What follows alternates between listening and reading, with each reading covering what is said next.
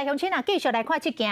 日前有民众带越南朋友到台北松山区的饶河夜市一间水果摊来买水果。本来头家娘讲一粒榴莲100块，但是就知影这个朋友是位越南来的。伫咧介绍的时阵，煞雄雄解喙，讲一粒榴莲要400块，互因拢硬去。所以这个民众就随甲这个状况抛去伫网络顶，要提醒其他消费者。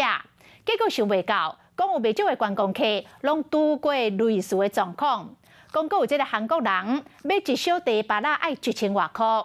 台北市政府甲消保官接到消息，昨暗都到饶河夜市突袭客查，若是这个摊商互查到票价无实在，相当罚款10万块。40块，我们这个其实是那你没有调整单价？我要马上按，会调整单价，一定要调整。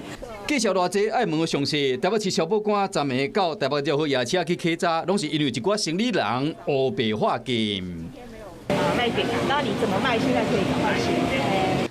虽然大部分的摊商介绍拢写甲真清楚，抑阁有民众伫讲，伊带一个越南的朋友去饶河夜市摸一个水果摊，本来头家娘讲一粒榴莲100块，可能是知影因朋友是越南人，纳钱的时讲一粒要400块，两人当场煞硬去。刚刚有在算了，看了，对，稍微了解，所以就是不太会害怕说会买贵的状况就对了。对，害怕。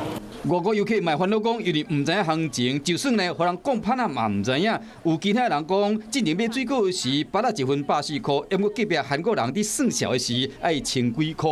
嘛有人讲，捌去越南算的时，嘛捌互讲过。抑过观光业加减，拢是安尼，只能点点啊接受。即马台北市政府要处理啊，市长处甲这消保官去检查饶河夜市考察物件介绍。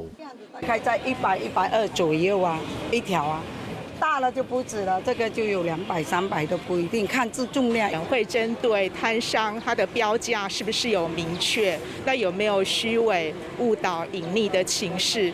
防范无天良的生理人，消保官表示讲，只要伊介绍定了无实在，上当会使罚10万块。市长处嘛强调讲，摊商违规2摆就会记1点，一年来累积3点就会强制伊除名撤离。毕竟来者是客，那针对外国游客介绍乌白讲好。恐惊会当伤台湾的形象。Hello， 我是郑慧良。想要抢先掌握最及时的新闻资讯吗？赶快订阅、按赞、开启小铃铛，锁定华视新闻的 YouTube 频道。